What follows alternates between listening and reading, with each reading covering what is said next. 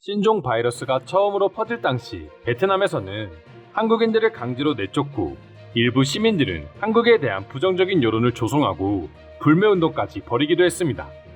중국에 이어 한국이 제일 빠른 전염 속도를 보였었기 때문이죠. 하지만 마치 언제 그랬냐는 듯이 지금은 상황이 완전 바뀌고 있다 하는데요. 자세한 내용 알아보도록 하겠습니다. 불과 1년 전만 하더라도 이제 한국인들과 한국 기업들은 필요 없다고 말하던 베트남인들은 온데간데 없고 다시 한국의 제품들을 열렬하게 찾고 있다 합니다. 그리고 그 중에서도 엄청난 인기를 얻고 있는 한국 제품이 있는데 그건 바로 밥솥입니다. 베트남 현지의 진출에 큰 성공을 거두고 있는 쿠쿠전자의 경우 신종 전염병 사태에도 불구하고 작년 상반기 매출만 무려 121%까지 증가했습니다. 베트남인들에게는 10만원에서 20만원대의 다소 비싼 가격이기 때문에 한국 전기밥솥을 중고로라도 구하려는 베트남인들이 매우 많을 정도이며 새 상품의 판매도 계속해서 증가하고 있는 상황이라고 합니다.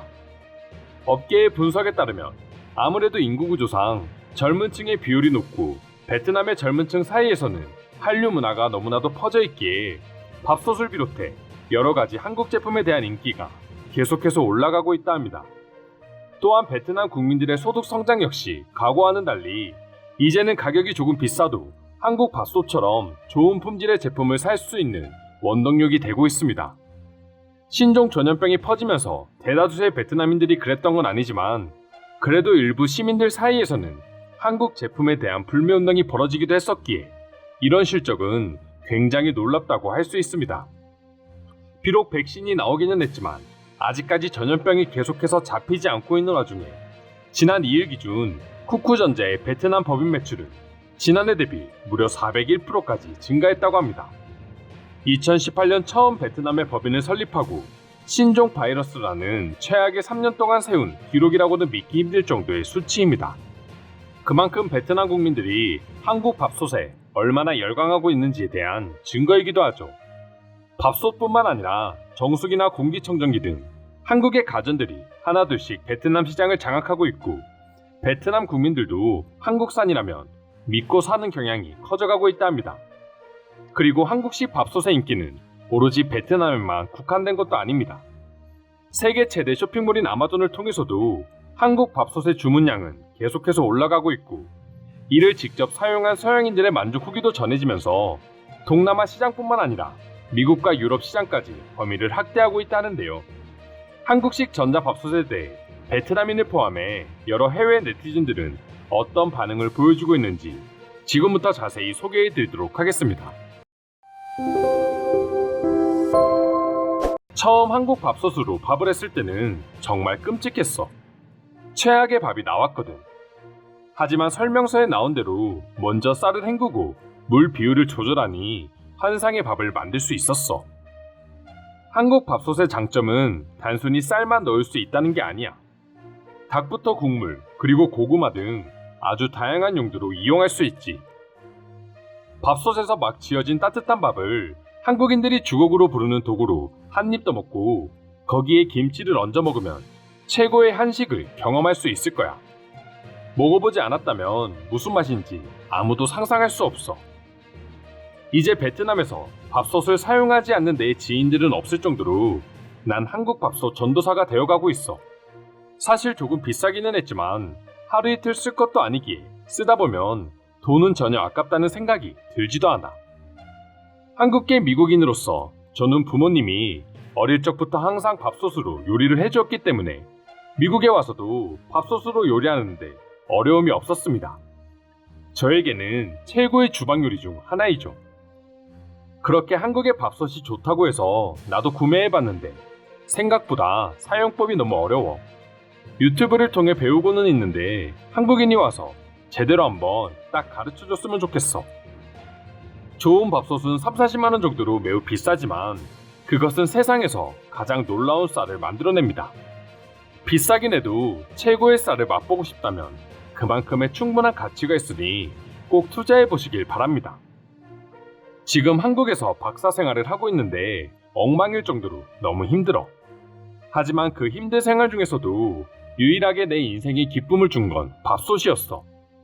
시간을 아껴줄 뿐만 아니라 집에서도 최고급 레스토랑 못지않은 쌀을 만들어주거든. 비용은 어느 정도면 구할 수 있나요?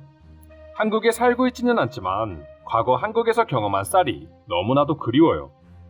여기에서도 점점 많은 사람이 한국 밥솥을 집에 두고 있는데 얼마 정도면 괜찮은 밥솥을 살 수 있는지 궁금합니다. 혼자서 간편하게 10인분의 밥을 만들 수 있다니 이건 혁명이야. 게다가 맛까지 보장되거든. 한국인들은 그냥 한번 밥을 해놓고 2, 3일 동안 먹는다고도 해. 밥이 밥솥 바닥에 눌러붙어 타는 경우가 있어.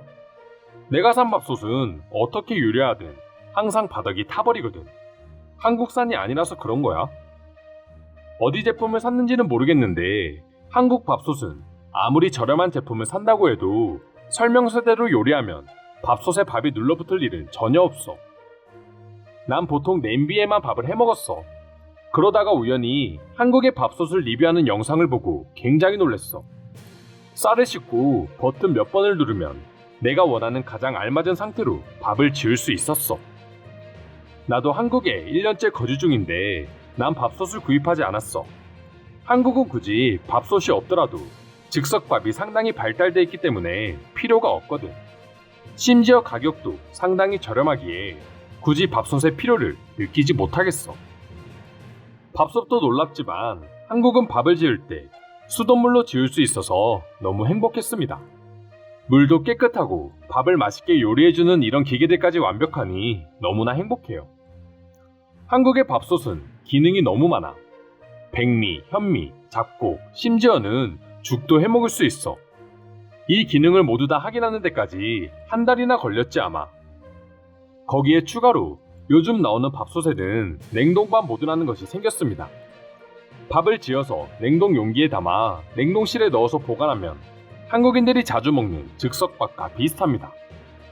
하지만 한국 밥솥은 가격이 비싸기 때문에 구입이 망설여지게 됩니다. 저렴한 밥솥도 있었지만 왠지 모르게 손이 가질 않더군요. 실제 사용 중인 한국인들로부터 괜찮은 밥솥을 추천받고 싶어요. 맞아요. 밥솥의 종류도 너무 많고 저렴한 금액대부터 비싼 금액대까지 너무 다양합니다. 심지어 일반 밥솥과 압력밥솥의 차이는 대체 뭐죠? 아무리 봐도 뭘 선택해야 할지 고민입니다.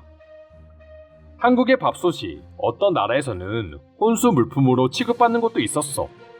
한국산 제품은 정말 세계 곳곳에서 중요하게 여겨지고 있다.